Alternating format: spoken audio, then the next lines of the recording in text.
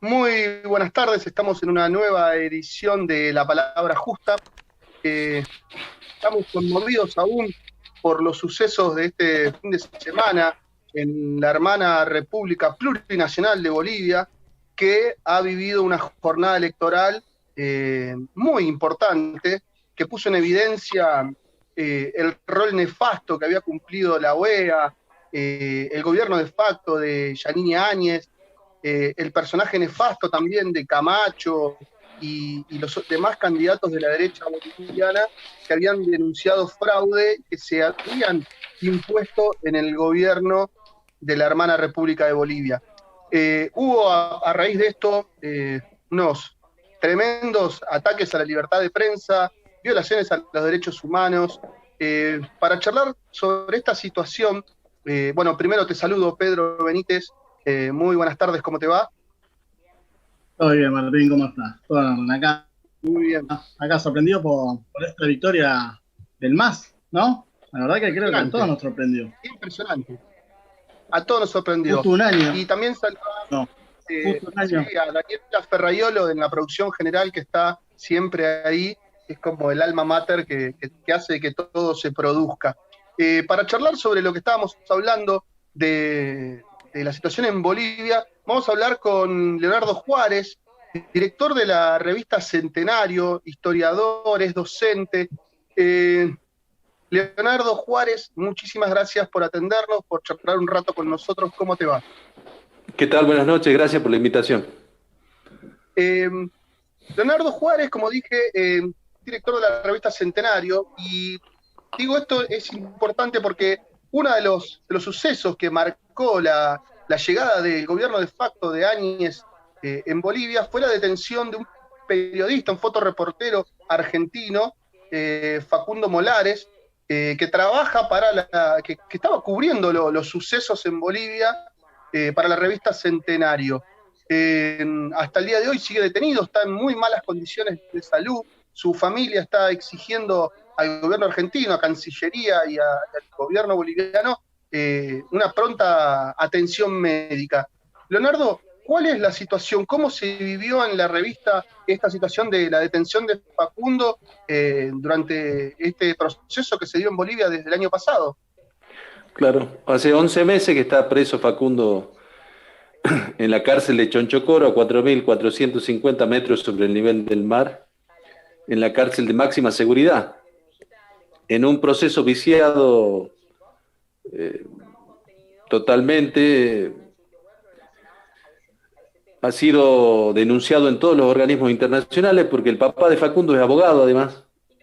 Entonces eso ayudó bastante a poner claridad sobre las violaciones que se habían hecho sobre la persona de Facundo, ¿no? Nosotros somos una revista digital que hacemos periodismo como hacen ustedes, desde la militancia, no somos rentados, ponemos plata para mantener el sitio, somos todos trabajadores, docentes, profesionales, y en esas circunstancias siempre estamos atentos a los procesos políticos que se dan en Argentina y en América Latina. Yo he viajado muchas veces a Bolivia, conozco el proceso boliviano desde antes de la asunción de Evo, desde la época de la guerra del agua, la guerra del gas. Y bueno, y Facundo ha sido un militante popular que también lleva registro de todos estos procesos y estaba en ese momento en la zona en Santa Cruz, en la zona de Montero, donde el gobierno de Evo había hecho muchos avances desde el punto de vista de la salud, porque él había venido de Venezuela y tenía algunos problemas, no sabía bien si tenía dengue, ¿no? Hipertensión, alguna de esas cosas, me decía, yo lo había visto una semana antes, 10 días antes, a Facundo, y nuestros planes era después de que él se vaya de Bolivia, de que sean las elecciones, él iba a estar con Zabalza en Uruguay. El primero tenía una entrevista con Zabalza y al otro día nos íbamos a juntar ambos en Buenos Aires para ir hasta el sur, porque él es del sur. Bueno, se violaron todas las normas legales, bueno, que no se le puede pedir otra cosa, no se puede esperar otra cosa de una dictadura como la de Áñez, ¿verdad? Y las condiciones de salud de Facu son delicadas, en algún momento estuvieron estuvo en riesgo su vida, ¿no? Casi pierde los riñones, estuvo en terapia intensiva en coma inducido, tiene hipertensión arterial que vos le tenés que sumar el hecho de que está a la altura, ¿no? El síndrome de la altura. Tiene casi la pérdida de un ojo. No sabemos si lo podrá recuperar. Me parece que no. Pero bueno, los riñones estuvieron muy comprometidos. No sé si ustedes vieron la foto que pasaba los medios bolivianos, en donde estaba muy hinchado. Bueno, fue una situación muy traumática. Nosotros cuando nos enteramos, inmediatamente acordamos con el papá que viaje a Bolivia. Los amigos nuestros en Bolivia, yo también quería viajar, pero me decía que no viaje porque nadie garantizaba que salga vivo de ahí, porque era una persecución a todos los compañeros, ¿no? De hecho, el padre fue con su... Sí. El padre fue, lo detuvieron a él inmediatamente. Sí. Sí, no, ¿cómo fue este año el gobierno de Áñez, ¿no? Cómo que hubo persecución a varios periodistas, porque no fue el único caso el de Facundo Morales. No, lo mataron al chico, al periodista Moro, cerraron radios comunitarias. Bueno, y hubo una violación sistemática de los derechos humanos, no solamente al periodismo, sino a muchas comunidades originarias, campesinas, las masacres de Zancata, en fin, las masacres en el Alto, todo lo que conocemos del ejercicio de una dictadura en regla, ¿no? Porque acá no fue un golpe blando, como se señalaban golpes anteriores, o alguna jugada desde el punto de vista legal, como fue la de Brasil, ¿no es cierto? Esto fue un golpe en regla, con persecuciones, con muertes, con masacres y con el silencio del periodismo, salvo el periodismo, claro, que eran seguidores epígonos del gobierno, ¿no? Así que me parece ese el marco, por una parte, ¿no? Leo, por otra parte me parece que un poco, sí. No, a eso iba. Ese es el marco. 11 meses después se da esta victoria del MAS por 20 puntos, lo cual deja en evidencia claramente lo que fue, ¿no? La dictadura, la intención que se tenía, el rol nefasto que cumplió Almagro de la OEA. Digo esto porque, o sea, no es que ganó la elección por 3, 4, 5 puntos, sino por 20 puntos. Entonces estamos hablando de una cosa muy, muy importante. No sé vos qué análisis haces de eso. Bueno, yo pienso que hay que hacer análisis provisorio porque todavía hay una situación en desarrollo para mí. Pero uno puede sacar algunas conclusiones. La primera es que la amplitud del triunfo del MAS muestra de que no había habido fraude en la primera elección, cosa que ya sabíamos, porque salieron después de que ya habían hecho el golpe, consumado el golpe, a decir que no había habido fraude, ¿no? La otra es que yo creo que salvo el MAS, el núcleo dirigente del MAS, nadie esperaba un triunfo de casi el 20%. Incluso muchos, entre los que yo me incluyo, especulábamos que si le sacaba 10 puntos, un fraude moderado, que le roben 2 o 3 puntos al MAS, llevaba una segunda vuelta y las encuestas le daban al gobierno, a Mesa, ganador por 2 o 3 puntos en una segunda vuelta. Y era razonable, tenía lógica eso, porque uno siempre piensa mal, ¿no? ¿Para qué va a ser un golpe impulsado por la embajada norteamericana para después entregarle el gobierno de nuevo a Evo Morales con un margen, al MAS con un margen superior?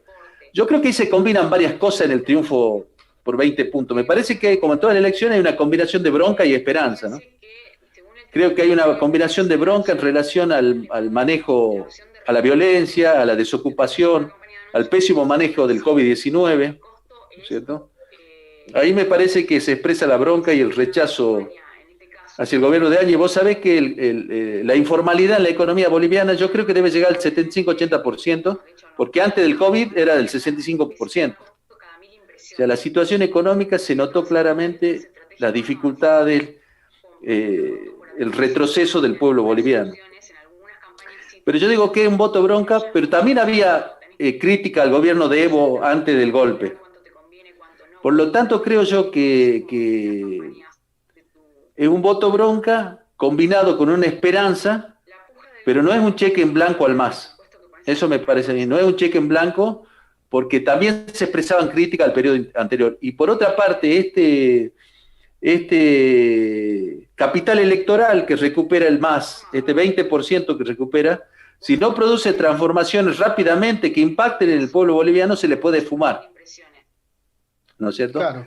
Y este es el escenario a mí me parece que nosotros tendríamos que analizar, ¿no? Claro que en potencial, pero bueno, ¿cuál va a ser la posición del gobierno de Arce? Tiene un contexto internacional distinto a la época de Evo. Hay un repliegue de los intereses norteamericanos hacia América Latina producto de su derrota en Oriente Medio, su derrota en Siria, en Afganistán, en Irán, en Irak. Bueno, es producto de la crisis de sobreextensión imperial norteamericana que no puede sostener el nivel de hostilidades permanentemente. Su última guerra de mediana intensidad fue la de Irak, de la campaña del desierto, pero tuvo el soporte político y financiero de Europa. ¿Te acuerdas que hasta nosotros, hasta Menem mandó un bergantín? Sí, ¿te acuerdas? Sí, claro. Bueno, hizo toda la campaña contra Saddam Hussein y tuvo un financiamiento por parte de países europeos y no tanto de Estados Unidos. Pero Estados Unidos, todos los especialistas en temas militares dicen que tiene una crisis sobre extensión imperial, tiene más de 900 bases militares en el mundo, es decir, puede mantener ese andamiaje militar, pero no puede sostener guerra de mediana duración y ni de mediana intensidad, como la de Irak. Entonces lo que hace es bombardea, caotiza la sociedad, caotiza los países, lo hace retroceder 20, 30, 40 años porque le destruye la industria, le destruye la infraestructura, pero no lo pueden tomar. Entonces vos fíjate que en esta pugna internacional con China y con Rusia, por distintas razones, con Rusia desde el punto de vista militar y del control en la zona de Eurasia, con China producto de la guerra comercial, aparte todos sabemos que China es el principal acreedor de Estados Unidos, ¿no? El principal deudor externo del mundo de Estados Unidos y el principal acreedor es China, que sabemos también que hay una interrelación de la economía china y estadounidense, que si le cobra a China la deuda a los bonos emitidos por el Tesoro norteamericano, cae Estados Unidos, pero caería China porque el principal comprador de los productos chinos es Estados Unidos. Entonces ahí hay una permanente tensión, ¿no?, de esa guerra, pero China se tomó Eurasia, tiene Australia, tiene África, pecha y tiene penetración en Europa y también quiere tener vínculos con América Latina. De hecho, es uno de los principales compradores de productos agrarios. Sabemos que el principal productor de granos del mundo es Estados Unidos, en realidad las multinacionales, el segundo Brasil, el tercero Argentina, pero China en esa competencia también se compró Nidera, que es una de las grandes cerealeras internacionales. Bueno, se metió China en América Latina porque vos sabés que hay una disputa por el puente que se está haciendo en Nicaragua, que va a ser más grande que el de Panamá. Entonces, digo todo esto y ¿qué tiene que ver con Bolivia? Bueno, porque Estados Unidos se replegó hacia América Latina y entonces Estados Unidos quiere mandar en lo que considera su patio trasero. En esa circunstancia y con la escala económica de Bolivia y con el proceso de crisis incluso económica internacional del capitalismo que está en una recesión muy profunda, ¿qué decisión tomará Arce? ¿No es cierto? Sabemos que los países dependientes, como los nuestros, como el caso boliviano, la economía es fácilmente entendible en función de los ciclos de expansión y de contracción, porque los gobiernos, los países dependientes, oscilan mucho de la demanda internacional, ¿no es cierto? Si pueden vender sus productos primarios, suben los productos primarios, crece la demanda, se produce un proceso de expansión y distribuyen un poquito entre los de abajo, entre los pobres, ¿no es cierto? Eso fue el ciclo de Evo y fue el ciclo del kirchnerismo en la Argentina. Pero cuando se contrae la demanda internacional y caen los precios internacionales de las materias primas, ya no son populistas, ya hay que hacer el ajuste. ¿Qué estará dispuesto a hacer Arce? Esa es la gran pregunta. Y teniendo como antecedente, el gobierno de Evo, porque nosotros, claro, el interrogante, pero nosotros tenemos un antecedente que es la gestión de Evo. Es decir, el movimiento al socialismo es una coordinadora de movimientos sociales que tenían autonomía y eran previo a Evo, ¿no es cierto? los que componen el movimiento al socialismo, con un fuerte liderazgo en Evo. Ahora, el liderazgo era la fortaleza, pero fue la debilidad de todos estos movimientos progresistas de América Latina, porque después no lo pudieron transferir en organización hacia abajo, no en votos necesariamente, porque Correa lo hizo votar a Lenín Moreno, Chávez hizo que lo voten a Maduro, y ¿cómo se llama? Y Lula logró que la voten a Dilma. A Dilma y Cristina lo hizo votar a Fernández. Pero eso después no se expresó necesariamente en la organización. Y encontrando en un ciclo de retracción económica, para poner un ejemplo, con $680, $700 las sojas son todo populistas, con la soja 280 o a 300 ya hay que hacer el ajuste, ¿te das cuenta? Eso pasó en Bolivia. Pasó en Bolivia en alguna medida porque el golpe boliviano aceleró el proceso. Entonces yo pienso, tiene que resolver varias cosas Arce. ¿Qué va a hacer? Ya deben estar negociando, deben haber negociado. Ya vimos que renunció Murillo porque no se presentó a declarar a la legislatura. Murillo es el ministerio, estaba a cargo del Ministerio Interior.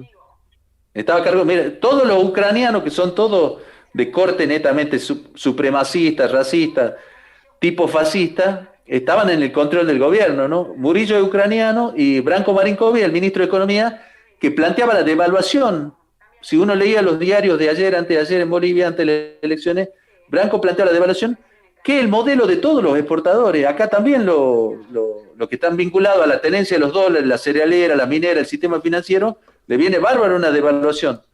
Porque ellos se embolsan miles de millones de dólares con la devaluación, con una transferencia gigantesca de recursos de los de abajo, de los laburantes, los que tienen ingresos fijos, a estos que controlan, ¿no? Entonces, la incógnita es qué va a ser. Primero, qué va a hacer el movimiento al socialismo.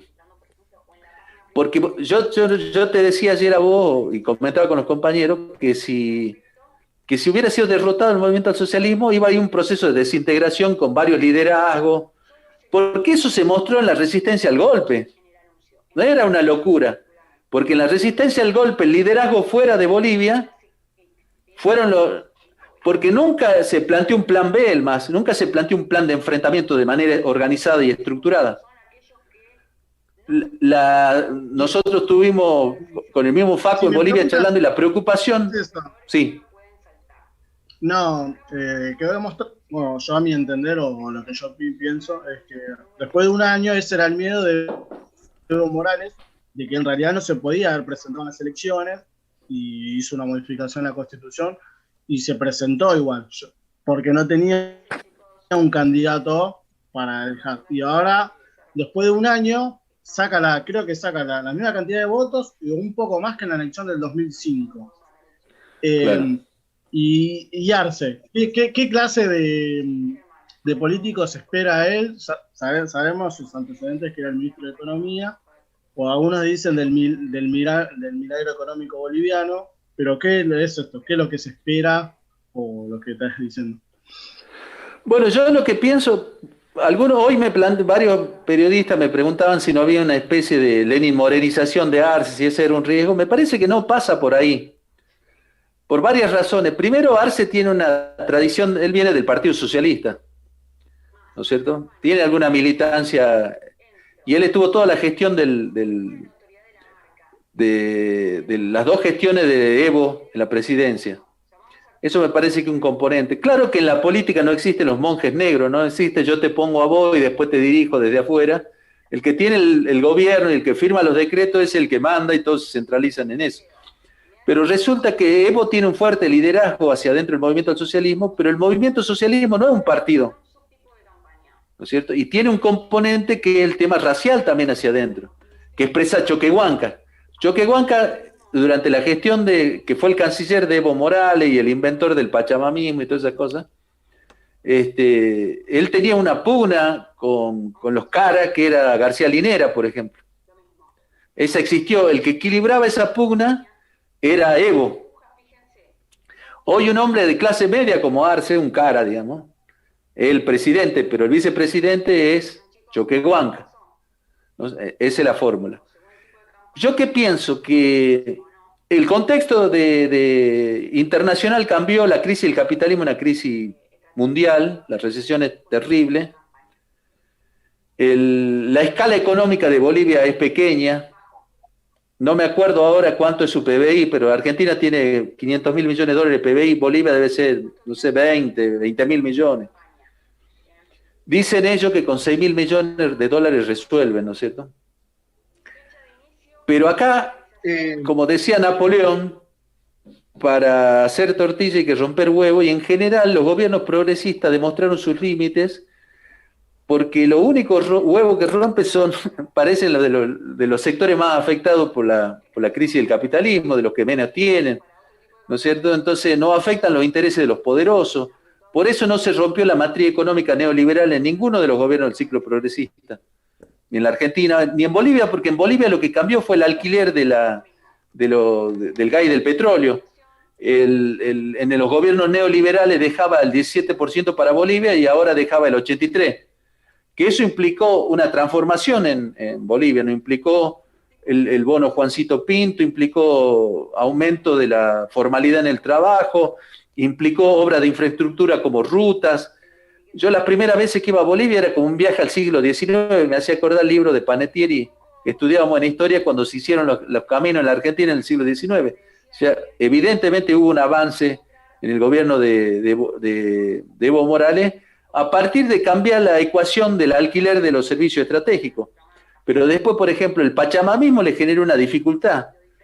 Porque vos fijate, en Argentina nosotros pagamos, el gobierno paga Chicago, la bolsa de Chicago, menos las retenciones, que en ese momento era 25%. En Bolivia pagaba, cuando en el gobierno de Evo, subsidiaba con el 10% al precio de pagaba Chicago más el 10%, o sea, ¿te das cuenta? Chicago más el 10%, no Chicago menos las retenciones, Chicago más el 10%. Producían mal en el oriente boliviano, producían mal, acá estábamos llegando ya a los 5.000 kilos por hectárea, ya producían 2.500, pero ¿qué es lo que pasaba? Para el gobierno boliviano era ponerle una 45 en la cabeza, porque fijaban el precio de los alimentos, que no es un dato menor, y los alimentos son uno de los problemas claves de todo este llamado ciclo progresista. Los cubanos no tienen para darle comer, los venezolanos no tienen para darle comer, los ecuatorianos no tienen para darle comer, los chilenos no tienen para darle comer, y los bolivianos tampoco. De hecho, vos fijate que en Bolivia hay 11 millones de habitantes, en Argentina hay 3 millones. ¿Por qué se viene en Argentina? Sí.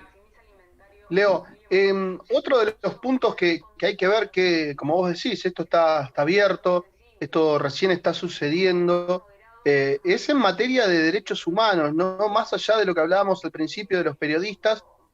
Como vos bien decías, hubo matanzas, hubo una clara posición que tomaron las fuerzas de seguridad, el ejército y los grupos parapoliciales, como es el caso de la juventud donde está Camacho, ¿no? Cruceña, claro. ¿Cuál crees que va a ser la posición que va a tomar? Sobre todo porque Arce ya habló de la unidad nacional, como de la reconciliación. ¿Hay chances de reconciliarse con gente que tiene planteamientos tan distintos? Bueno, yo respondo esta y cierro la anterior. Me parece que eso depende, o sea, lo que haga Arce depende de la correlación, bueno, más que de la correlación de fuerza, de la radicalización de los sectores populares en Bolivia.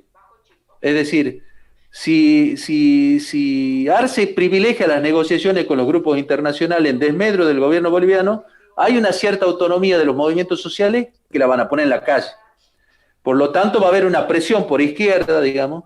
No es como la Argentina, que no tenés quien te defienda, no es la CGT ni la CTA que te convocan a movilizaciones virtuales. Hay un proceso de autonomía porque la CSUCB, la Central Obrera Boliviana, son anteriores al MAS. Tienen tradición histórica, eso van a salir a la calle. Esos son de hecho los que enfrentaron a la dictadura militar, los que pusieron los muertos, ¿verdad? Entonces, respondiéndole a Pedro, en esa complejidad se va a mover el gobierno de Arce. O responde al mandato y a la movilización popular, produciendo transformaciones de tipo estructural, que rompa los límites del progresismo, ¿no es cierto? Que rompa los límites y se radicalice el proceso, que no quede en medias tintas, que controle el comercio exterior, que estatice el comercio exterior, que estatice el gas, el petróleo, los recursos estratégicos de Bolivia, que haya un control de las entidades financieras y del sistema financiero en Bolivia, que se apunte a los resortes clave de la economía, entonces hay posibilidad para una salida popular en Bolivia. Eso no es tan sencillo, porque la derecha tiene menos prejuicio que la izquierda y que los sectores progresistas, ¿no?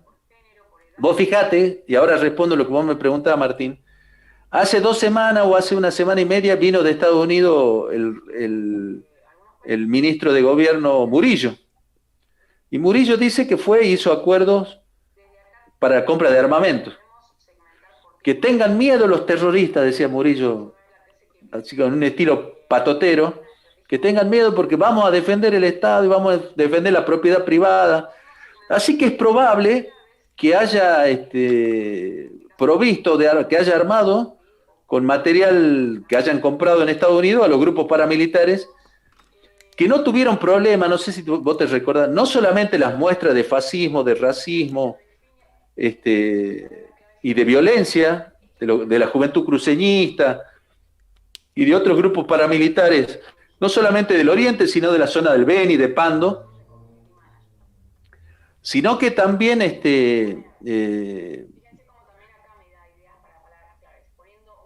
lo que yo pienso, digamos, sino que vos te recuerdas también el intento de magnicidio a Evo Morales en Santa Cruz, llevado a cabo por los ucranianos, encabezado por Rosa Flores, que venía de combatir en Ucrania, y que estuvo dirigido ese por Moner Ruiz, el cara pintada argentino, que había entrenado para que lo maten a Evo Morales. O sea, los tipos no se andan con chiquita.